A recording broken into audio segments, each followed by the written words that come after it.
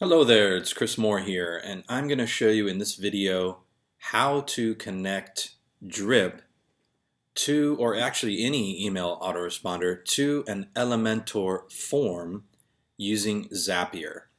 And of course you can do a whole bunch of other things with Zapier, but I'm just going to be showing how to connect with Drip in this video. Alright, so I'm going to go to this landing page I have right here, and I'm going to click on the form and go down to the spot where it says webhook. I'm actually going to get rid of all of these fields because I'm actually not going to be sending an email when this form is submitted, and there's actually a filter code that I have for PHP that can turn off this email being sent to the mailbox of the website owner. And so in the case where I'm using this as an opt-in form and not a contact form submission, I like to turn off that email notification because they can be way too many if a lot of people are opting in. So I could share that in another post or in another video, but at any rate, so here's my Elementor form, and you just click on it and you make sure that you get down to this webhook URL spot. After that, I'm going to go over to Zapier, and what I've done is I've searched for webhooks and chose webhooks for Zapier. Then you want to choose a catch hook, which is by post, put, get to a Zapier URL, just this one right here, the bottom one.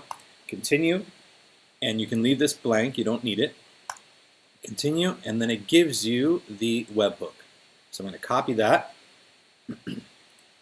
Come back over here, paste it in the webhook URL spot. And basically what that does is it notifies Zapier every time a new form submission is made. And another thing actually I want to do is just check my form fields. I'm just going to, actually the label will be lowercase and then the placeholder, I'm actually just going to say your first name. Even though, I could change this to first underscore name, but I'm just going to collect it as name inside of Drip because I actually have a trick inside of Drip that I can actually split off. If they were to enter their full name, I could split off the first name from it. But that's for another video. Alright, so this is all good now. Collecting name and email. Oh, so actually I like to say, this is what I like to say, your best email, like that. Alright, because I never actually collect full name unless somebody's making an order or purchasing something. And a lot of times I don't even collect name at all. But in this case I think it's nice to have the first name for personalization purposes. And so now I'm collecting name, which is actually first name, and email, and then I've set the Zapier webhook and I've hit save. And now the next thing I need to do is, now that I've configured a trigger, I need to actually configure an action within Zapier.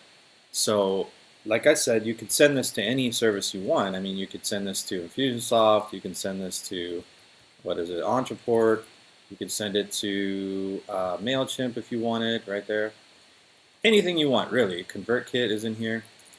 And we're going to choose Drip in this case. So then what I'm going to do is I'm going to create or update a subscriber. But as you can see, I could also trigger an event, subscribe to a campaign, remove a tag, add a tag, or remove from a campaign. For this case, I'm going to choose create or update subscriber, and then save that. Now I'm going to have to connect a Drip account, so I'm actually going to pause this video because this is a brand new Zapier account. So I'm going to pause and I'll be right back. Okay, so I've integrated the Drip account now, and I clicked on the little test button and it said success. So I'm going to save and continue now. And then I'm going to choose the account because you can have sub-accounts within Drip. Then after that, I'm actually going to, at this point, have to do a test because at this moment, Zapier doesn't have any data concerning the form submission. And I actually forgot to mention one little trick that I use, and I'm going to go back to the editor here. In this form, a little trick that I use is I actually use the form name for the tag that I want to apply to the subscriber inside of Drip. So a lot of email systems don't use tags, but in my opinion, the good ones do. So the really powerful and robust ones are things like Infusionsoft, Ontraport. I prefer Drip. And then you have ActiveCampaign and ConvertKit. These ones are a lot more powerful in terms of the automations that you can run and do and the way you can stay organized because of using tagging. So I'm going to make this form name the actual name of the tag, and I'll show you why this works in a second. So I'm going to say submitted pre-launch. I think that's sufficient for me because this is a pre-launch page before the website goes live, and it's going to be submitted pre-launch. I mean, you could say submitted pre-launch form if you like. So that is going to eventually be the tag, and I'll show you how that's possible. But first, I need to actually opt in so that I can provide some data to Zapier. So let me purge the cache just in case it's here. So I need to provide some data to Zapier, so I'm going to do a little test here and join the list. Should give a little, yeah, it was successfully. I'm going to alter that text and probably even do a thank you page, but just for now, I want to get this working. So then I'm going to come back to Zapier and say, okay, I did this, and it's going to look for that first submission. And you can view the data right here, and as you can see, it submitted everything, and it even has the form name that I used, and my name is there, my email is there. Alright, so watch this. Now I come back down to the Drip action step that we set up, and we wanted to create or update a subscriber. Now I'm going to go to the template area that I was talking about earlier. And now when I click over here, I have the data from that initial submission. So now I can map the email address of this step to the email address that was submitted in step 1. So this is step 1 up here, and it says step 1. And I'm going to input and map the email address to that.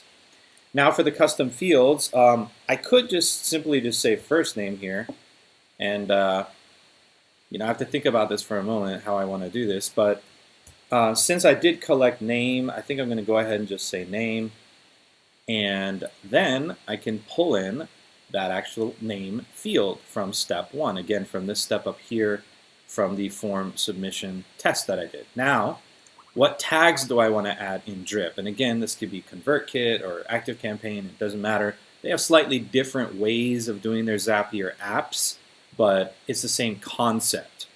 All right, so I'm going to do the form name, which I have conveniently formulated in a pattern that I use for tags.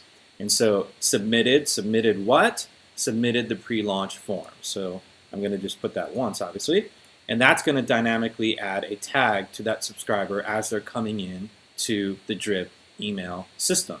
All right, so then I'm going to continue, and I'm going to go ahead and run an actual test. So it'll add the subscriber with this name, with this tag, to the Drip account.